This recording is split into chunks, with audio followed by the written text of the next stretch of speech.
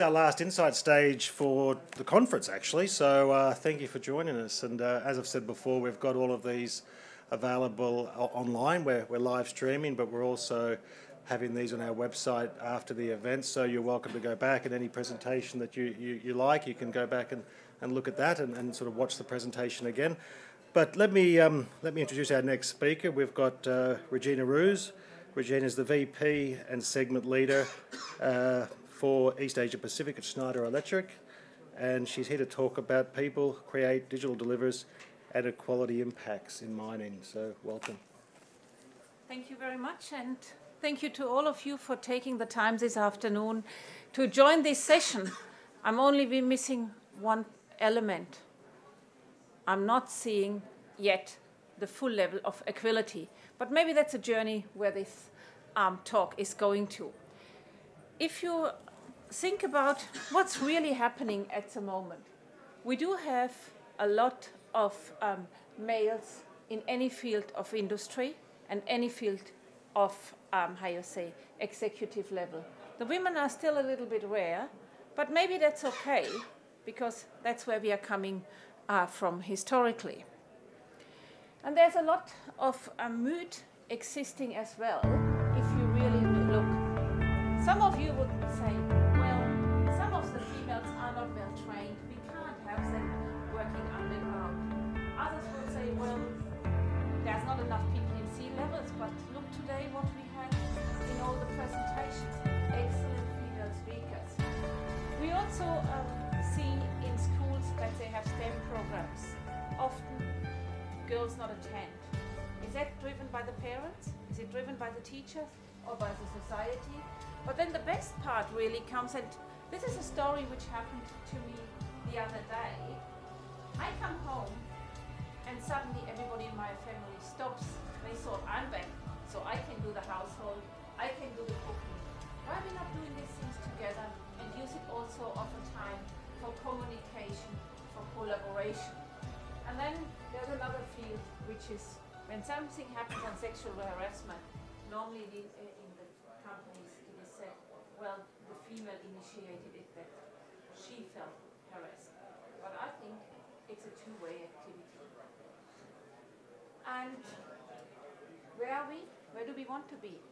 We want to be in a community where we have equality and where we have the opportunity to develop our business by joint approach.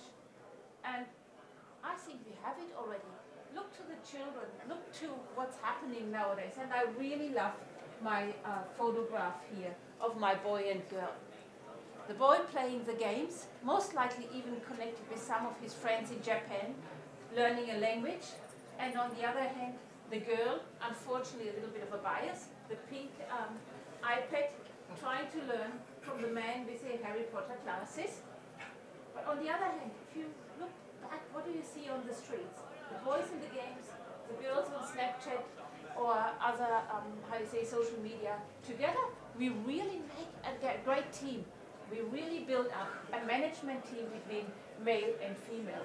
And I believe the future strength is ours if we foster that on our children and even on our community in our own network where we are at the moment active with. But to go through that exercise, let us reflect a little bit what is really in us and what happens with people when we want to sell, when we work in our organizations, even in boardrooms. People believe in the history. People believe what worked good. So why should they change? And change is a hard task for a lot of us. But then we also have the opposite part. We have these females, as some would say, they are modeling into the society and they want to be the power people. And then you come into a place, you have females in the boardroom, and men get timid and quiet. They get frightened of the females. Is that really what we want? Is it not that we want, the dialogue, the communication, the move forward? I think we are still, driven and also fostered by the history. And I want that we look into the future. And the future is really happening in the way how we ourselves behave and how we drive it. And I believe, and we are here in a conference which is very much connected to digitalization. I started with digitalization about 30 years ago. 30 years ago I came the first time to Australia, and my manager with whom I should work at that time, he said to me, well, Regina, we are in a recession, so whatever you want to do at the moment, you can just learn from us what is business. But what I had with me was smart motor control centers, and I believed I could put digitalization into the electrical rooms. Unfortunately, it seemed to be it wasn't the time. But you know what? It was the right time to put education to people. And we started to move into a timing that people started thinking, is there something different? And like we heard also this week, in mining we are maybe a little bit behind, but we can learn from other industries. And it was fascinating at that time. I went onto platforms. I thought I was the first female. No, I wasn't. There was other females as well. I went into a mining place and they nearly took me out because I was wearing an overall and I had this red belt on. And they said, please put this belt off. I said, why? I'm wearing an overall, it's all safety. Yeah, but this is creating danger. This is like, you're looking like a sexy person. Okay, I went off and I thought, maybe not the right place for me to be, but I continued to be in the mining business. And now I see we are really coming to the level of where we want to be. We are driving the journey of digitalization together. And with that, I only want to make one point. Everything what we do, we should do with passion, with empathy, with believing in it, because it's not only about technology which we are transferring, it is also the way how we convey it and how we engage with people and how we listen to them. So if you say made by empathy brings a lot more than just only I have empathy. And this brings me then to what are we now doing? We are not selling any more products. So 30 years ago when I went into the business, that was a long time ago, I tried to sell a product, something smart. Now we are really looking into what do we have. We have our persona here. We have Maria, in this case, she's the CTO of the company and has also taken on, because she believes in it, the IO role as well. A lady out of the millennium, exactly what we are looking for, driving the next generation forward. She is very strong in analytical skills. She has developed the right technical skills as well, but she is financially minded also. So everything she wants has to be right price for value. Can we deliver it?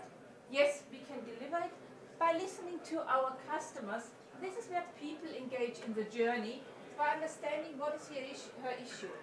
My challenge is to identify technologies that will improve efficiency, reduce costs, and provide a safer operation.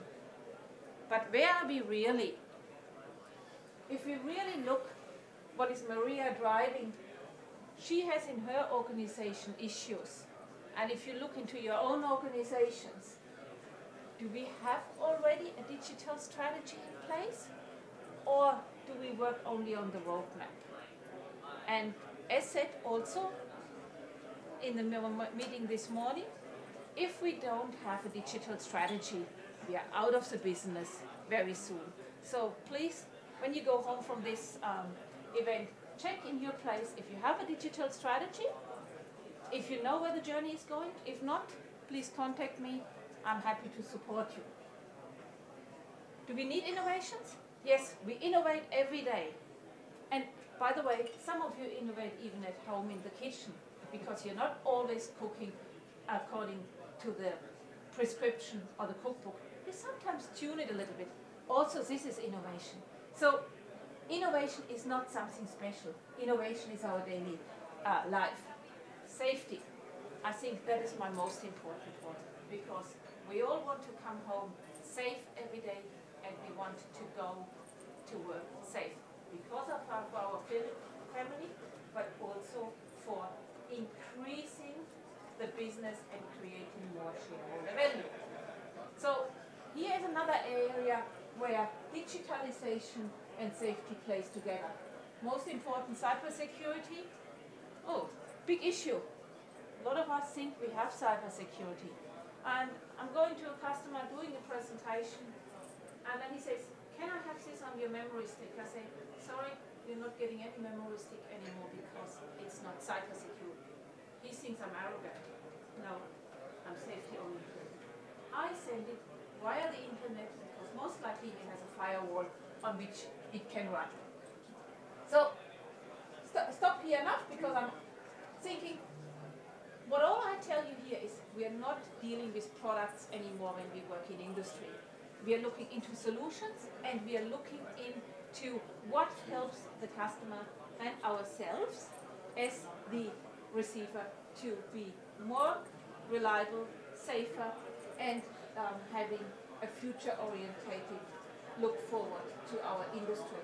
But most important, as a customer, I want to collaborate with my supplier. I want to work together and not fighting. I want to do the journey together. And this journey is digital. And such a digital journey, that's the only moment where I talk about my company. Schneider can deliver with their EcoStructure concept because we have an open IoT structure which allows to connect any product, any digital point together and bring it together on the top in an analytic way, so that in that way we can make decisions to make the system more reliable and sustainable. And basically that's where we all drive to. And how do we achieve that? Not only by having the best product, but really by equality.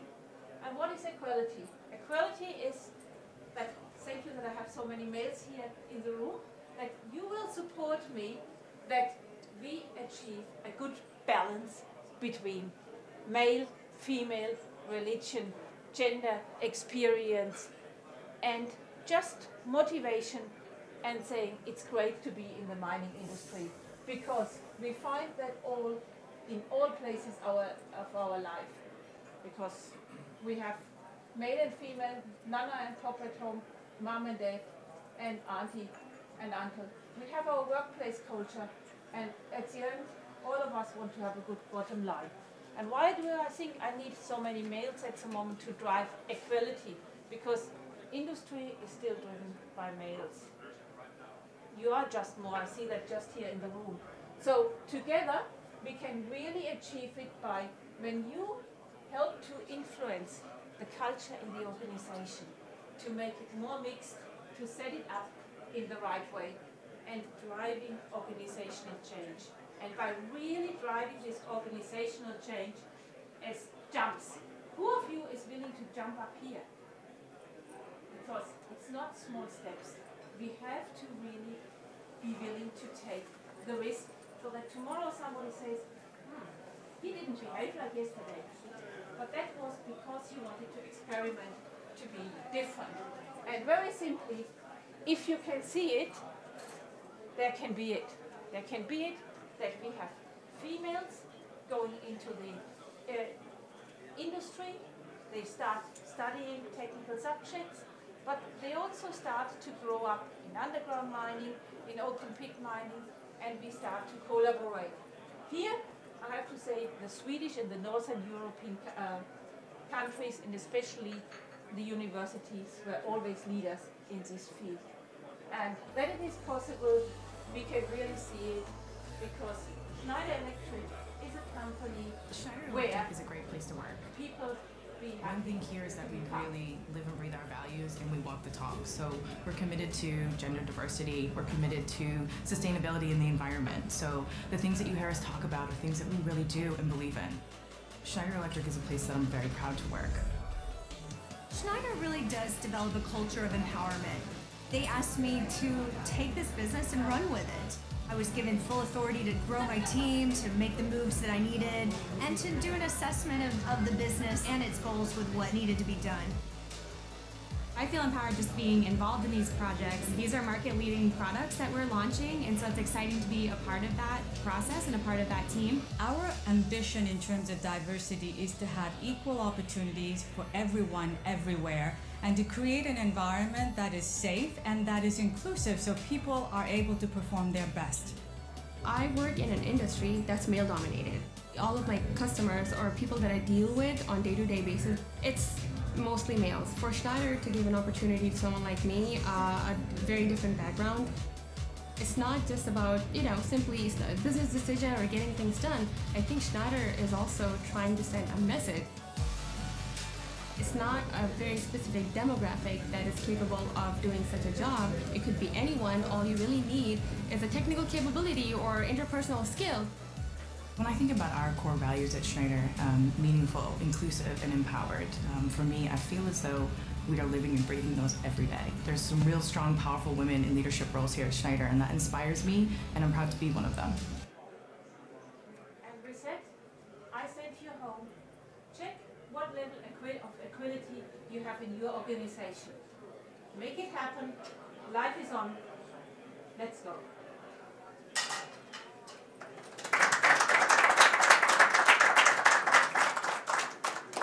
Any questions for Regina?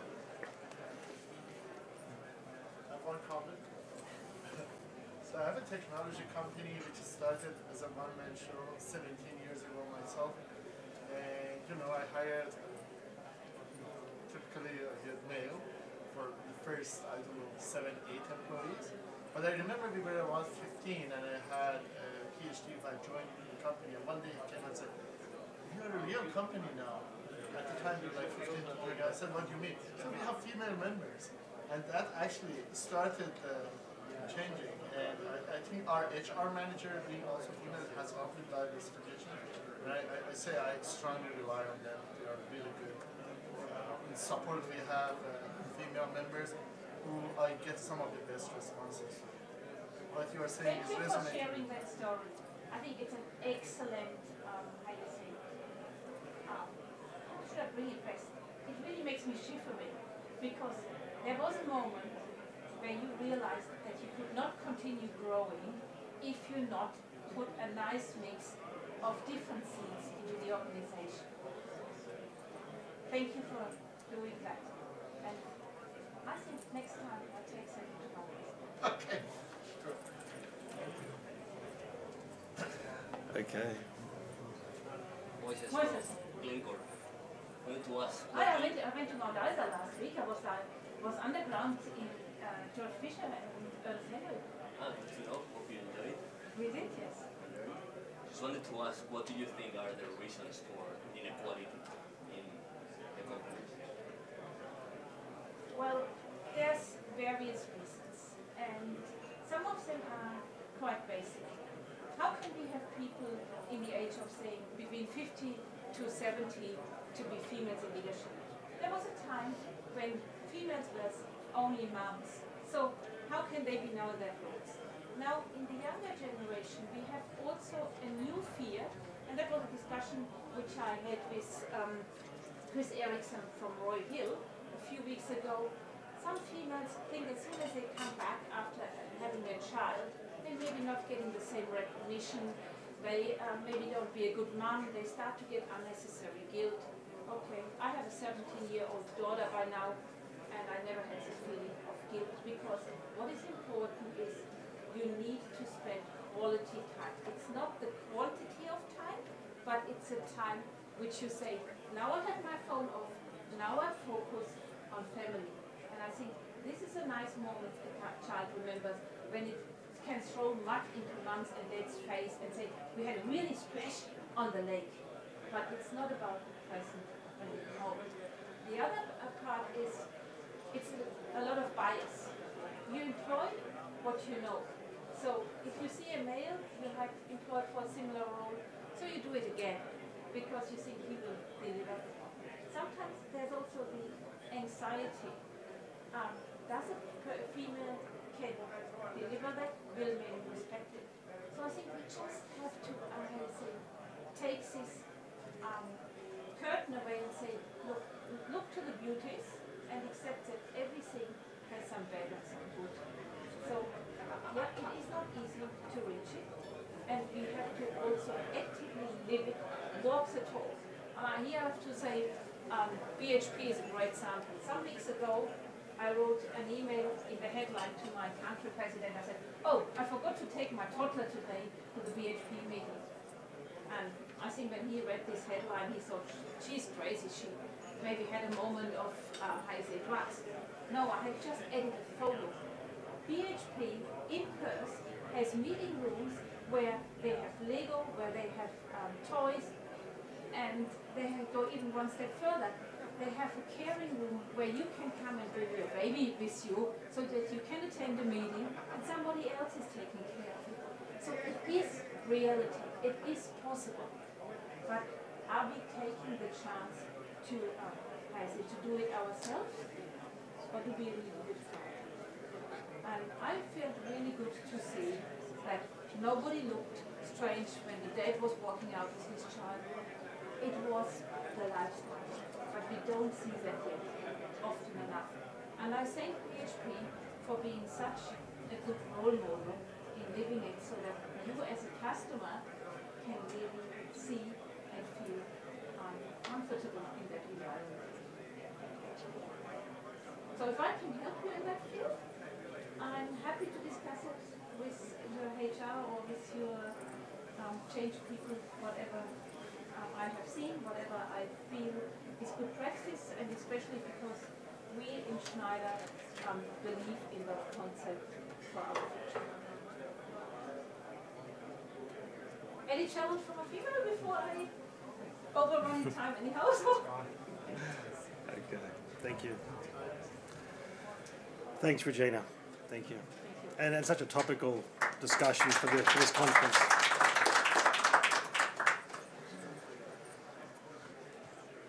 I'll let you take your...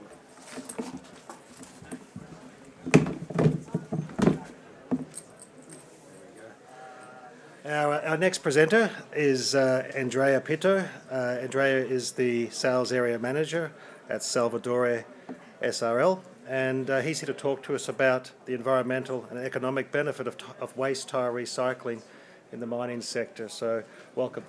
Thank you. Thank you for being here. The second to speak about Salvadori, because we are a very little company. So Salvadori started more than 35 years ago as a little family-run business in northern Italy, and then gradually acquired a lot of experience in the tire retrading and tire recycling equipment. And since 2016, we are part of the technical rubber company, American multinational. So we have a division that is completely devoted to the technology of tire recycling, which also applies in some way to the conveyor belt recycling, and also other line of business and customized equipment. So why there is a need of OTR tire recycling solution in the mining context? We check a little bit the numbers, and according to the Global Data Mining Database, we have more than 6,000 surface and surface plus underground mines in operation worldwide. And of course, there are a lot of surface equipment, of wheeled surface equipment, and in a subset of 1,380 mines, we counted more than 38,000 mining trucks in operation, only considering, let's say, the dumpers, the ones that mount the 60 inches huge tires. Of course, these tires are subject to very demanding conditions, so they don't last forever at all. They last a few months, then they can be repaired, retreaded, but at the end of the day, they reach the end of their useful life. And what is the consequence of that? Of course, a huge amount of ELTs stockpiling everywhere in the world, which pose a huge risk in terms of fire risk, eco-liability. Fire of stockpile of tires can be extremely dangerous to contain and release a lot of bad chemicals in the atmosphere and the water bodies. as well as, unfortunately, being a very nice place, a very nice ecosystem for dangerous larvae, bringing a lot of different diseases. So, of course, we believe, and there is a growing awareness worldwide that is confirmed this feeling, that it's just not sustainable to continue ignoring the stockpile of used OTR mining tires worldwide. What is a possible solution? In these cases, the 4R approach is the industry standard. It's, of course, repair, repurpose, reuse, and recycle, because so far we cannot avoid using the tires in the first place. So this solution basically brings back the raw material of a waste tire in the loop of the circular economy, allowing the use of a raw material without producing a new one. OTR tire recycling has its own technical challenges, of course. The tire recycling sequence in this context is made in 3 phases. The first one, which is the volumetric reduction. The second one, which is the shredding and the separation of the steel from the rubber and the textile part. And the third phase, which is the article production, the value-added production that can convert waste to value, basically. So let's consider a little bit the phase 1, which is in the mining tire, is one of the most challenging. Why? Volumetric reduction means reducing the huge mining tire in smaller pieces that can be processed downstream.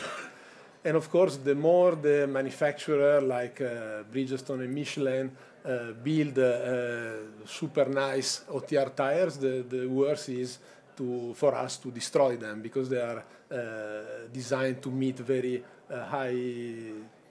very demanding service conditions. Solution that we found at Salvadori after many years of development is called the MTRX equipment. MTRX equipment is the first of its kind, fully integrated tire volumetric reduction machine, fully modular, can cope with the size up to the 63 inches, which is the biggest in the industry.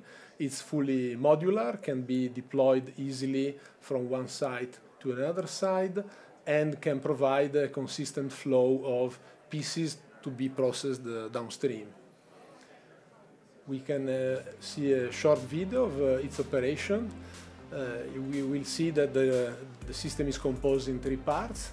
There is a receiving cradle, in which, by, of course, a PLC system, the tire can be loaded with only one operator, and then from this step onwards, in a fully automatic fashion, the machine will bring the tire to a cutting station that will literally eat the tire in several chunks and deliver pieces that are clean and consistently sized, so that it's possible to process them in the proper way.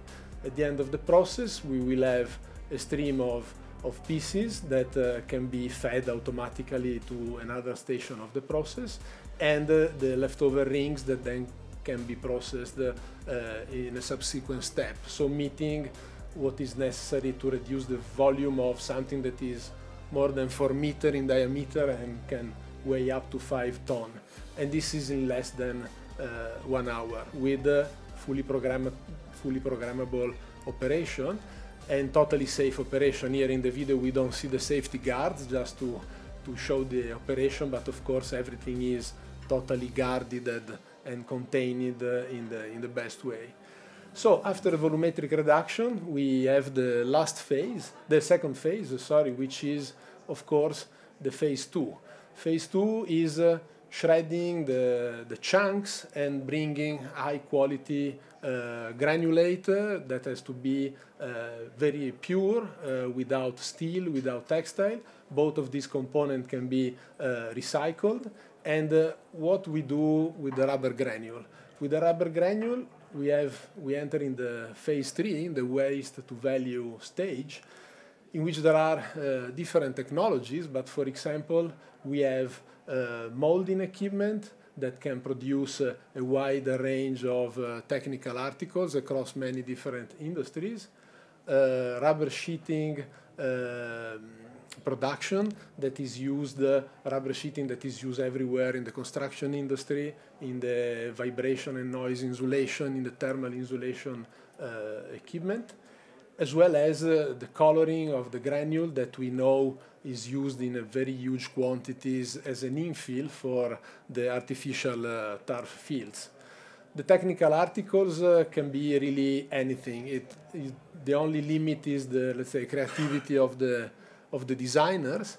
Here is just a little sample of what can be done from the construction industry through roadworks, urban furniture, children playgrounds, traffic signpost, site fencing, and of course also applications that are in a captive market that are suitable for being used in the mine itself, that we cannot speak directly because we have some NDA in place, but not only we can use it in the normal industry, but also in mining application.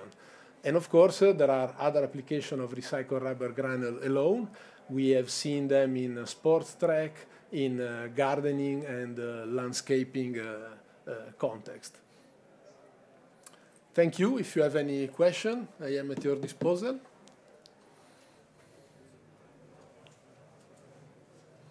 Great presentation, thank you. What do you do with the steel? The steel is separated in two phases. One, when the leftover ring is debeaded, so you have the bead that is high quality steel, and in a 60 inches you have more or less 300 kilos of it. It is an harmonic steel that has a high value, and that can be directly sent to foundries, for example. And in the second stage, you have a separation of steel coming out by magnetic means that is then either directly fed to a foundry or put in, let's say, sort of bricks and cleaned that can be anyway recycled directly straight to the steel industry, which a very high value, not the usual steel you come from scrap metal, let's say. Did you have business partner with miners? So did you buy the tires from the miners? Or The business model we are looking after is that in some countries there are regulations in place that mandate the waste tire to be recycled and to be properly disposed, for example in Chile. And in this case, it's the mine that is contacting us to provide the equipment, because we are equipment provider, we are not service provider. And then our customers are joining forces with the mine in order to put in place a recycling operation that can be self-sustainable. In some cases, you can have the article production, but of course you have also a huge revenue and value stream that is related to the energy conversion, for example. And in this case, this model we see that is working. It depends really country by country. Sorry, I just came in late, but have you done any work around the potential of used tyres being used as a fuel additive to ammonium nitrate for explosives? We know that there have been studies about that, and I think there were a few patents in which it was possible to mix rubber granule in the ANFO explosive that would slow down a little bit the detonation and give better results. That could be an application that would be a captive market for the mine itself, because in principle the rubber granule could be immediately fed back to the mine context. Or there is another situation that in Chile is quite popular, is the conversion by thermolysis or pyrolysis of the ELTs into, for example, combustible oil, combustible fuel, which is very important, for example, in copper mines in which you have your own foundry, or in the context in which you need to produce, let's say, calcium carbonate to balance the acidity of a few of the processes. In that case, you have a very, let's say, energy-hungry process, and having at your disposal fuel that can be used more or less as if it was a diesel-grade fuel can be very interesting. Thank you very much. Thank you.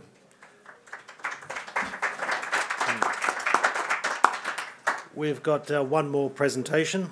I'd like to introduce Wojciech Jablonski from VTT Solutions, and he's here to talk to us about engaging VR.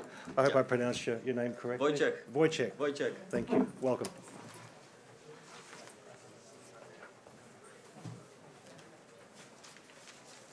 Good afternoon. I'm very happy I can appear here. Stage fright is killing me. I'm sorry. And I'm sorry for my tough Eastern European accent. It's Polish origin. I cannot manage this. I arrived Sydney last year. I'm here for, let's say, a year. Spent some time in Europe. From every month we travel Europe. We are missing. Yeah, this is here. I have to read from time to time. Sorry. These are some screenshots at the background. I'm saying about myself. Yeah. Continue. While he's doing the presentation, I'm going to go around and give you a headset, and you can put it on and see exactly what it is. This is just the experience. I'm doing it in the background. Yeah. So this is almost a toy. This is a marketing toy, from my perception. But when you put this on, you will be present in underground mine in Poland, 16,000 kilometers from here, in Silesia region, which lives on hard coal for the last century. So this is like a gadget, and whoever wants, please take this with you. Try to dig into this, give this to technical guys in your organizations, and get back to me. I organize the proper workshop, because the real workshop is the real professional headset. I'm so excited, because to me it's changing. It changes everything, like it did for 20 years ago for the deregulation on telecommunication market. However, before you leave, if you want to take it, let me know. Give me a business card or there's a form there. Yeah, and this is to attract you for a proper workshop. When I make a workshop on the professional equipment, which is then a full application with a full features enabled, then you will see how people get inspired and suddenly innovate what they can do in their organizations. Okay, screenshots. We don't simply sell services and solutions. This is about collaboration. We share our knowledge and we share our expertise. So we are partners. We are not suppliers, definitely. And this changed for IT companies during last years, but we are more consultant. We are not suppliers. We don't sell reports. Together, we build the solution. I established my company here in Sydney. I'm sorry, how to go back? Excuse me, can I go back, please? Yeah, the red button. Okay, thank you. So we partner with the super dynamic Polish IT companies, and behind me, you can imagine, there are 2,000 specialists. We are only a few companies which are running by my friends, or all of them are owners or main holders of the company. My history is in telecommunication business. 20 years ago, I co-founded one of the first of the independent telcos in Poland, and we introduced voice over IP services for the retail market. Just as an example, my prepaid calling cards are present in 200,000 points of sale in Poland. So I really have a history, 20-year history in building businesses in IT. And today, to me, this is like an opportunity and starting a new adventure. So the position is also a little bit different. Our latest success is a VR training application deployed for the biggest Polish mining group. And the resources of hard coal are biggest in European Union. Not in Europe, because then I would have to consider Russia, but excluding Russia, European Union, they hold the biggest resources of hard coal.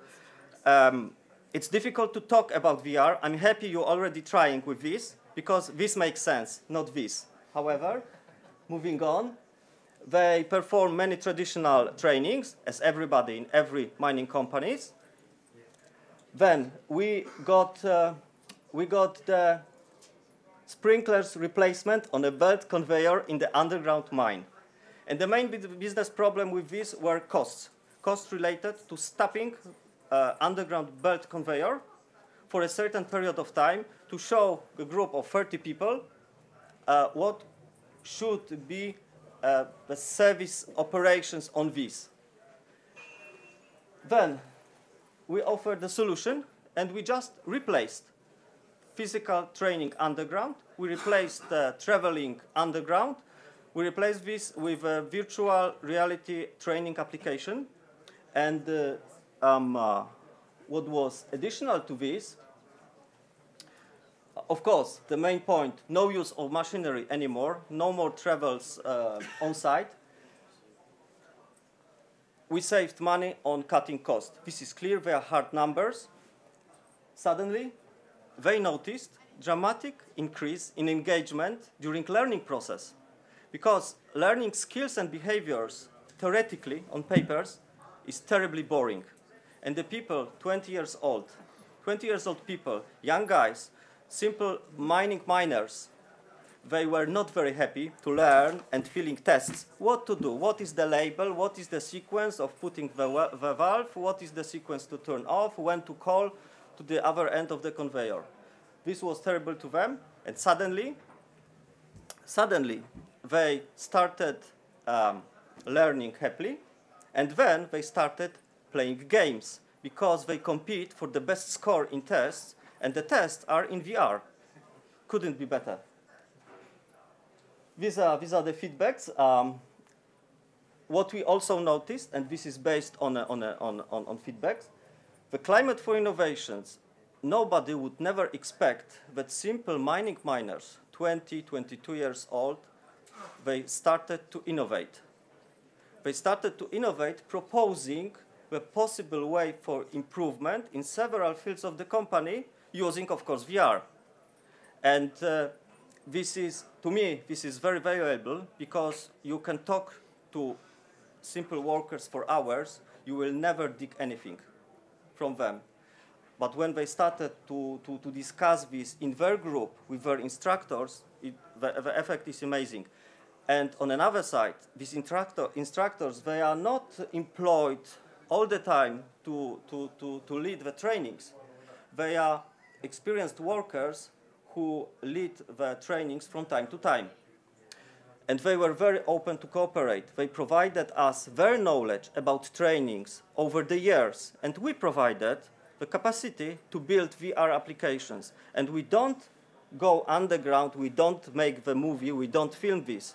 All of this which is here, it is rendered, it is done by graphic designers and developers based on the material we provided to them. So sometimes it is enough to make a video by mobile phone and have some pictures. They never travel on site, they never travel underground. These are the list of benefits, and this is impressive and long. And to me, sometimes it is building philosophy around this. But if you want to, if we think, as during earlier presentations, if we think to attract talents, you were discussing this earlier, this is not about giving them money. This is not giving them an attractive job. They always quit to Google. I mean about this part of the team who organize these trainings on the higher level. What I found in Poland, talking to young guys in my partner companies, there's only one thing interested to them. Only one thing, from the simple developer to the owner, to chief executive officer, to everybody. We want challenging projects. We want challenging projects. If we receive a lot of money for projects, this is nice.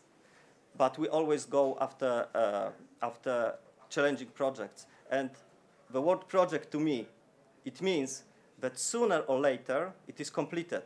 And it is very important. It is very important they jump from projects from one field to another field. They jump from mining to financials, and then they jump to retail market. Without this, there's no chance to attract people. And then we come to collaboration. We never sell the solution. We never sell the solution, we repeat. We always build this from scratch, and we base on our knowledge and experience. And experience is also what we built in the past. So if we build the underground mine in the past, if we build the conveyor in the past, the second conveyor in completely different environment and completely different conveyor behind this, at the back end, on the developer side, is really, really similar. So this is not so that we built from scratch, but we based on what we did in the past. And another thing, which is, from my point of view, very important, we serve different industries. We jump from retail to construction, to mining, to banking. And all of this, in this case, is VR. You will never get this experience within the organization, even the biggest, because your talents will quit, will escape. They don't want to be tied to one industry. But in my opinion, when they collaborate, when they have a chance to collaborate with really open-minded people, another side of the world, it really works. And this is how it works in Poland now. People suddenly, in IT, they don't want to change their country. They don't want to live in Switzerland. It looks nice. It sounds great. They prefer to live in Silesia. And they do their math, of course, because cost of living and the money they receive in Switzerland are usually 3 times higher than in Poland. But by the end of the day, they don't live. And that's why we have, in my hometown, which is 200,000 people, we have 2 big IT companies. One is employing 700 people just there, and another one is powerful enough to exchange shares with 20, 30 other IT companies, and they made a holding of independent companies but related by shares. And this is 1.5 thousand people working for one company, which is my partner, and the main shareholder and chief executive officer is my friend. So this is a mixture of relationship, but we share values. We share the same approach. We share the same perception of time. For people around the world, time might be flexible. We are very serious. For our 8 a.m. CET, European time, it's 8 a.m. this date, not half an hour later. It is also about delivery, and this is also, I must say, discovering problems. We make problems for you, because we discover problems, and you have to make a decision what to do with this. And this is all about building solutions in collaborative way. In my history, I built a telecommunication company in Poland, but I have MA in economics. Economics, it's nothing. You can do nothing virtually. There is no skill. And it was only building the blocks together, working with people who all of them were better than me in their field, always. And I talk too much, probably. I would encourage you to try. If you don't want to try it now, please take it. Just leave me your business card, if you are so kind. I would be very happy to organize the workshop for people in your organizations, people who I inspire to innovate. I mean, to think about what theoretically could be done.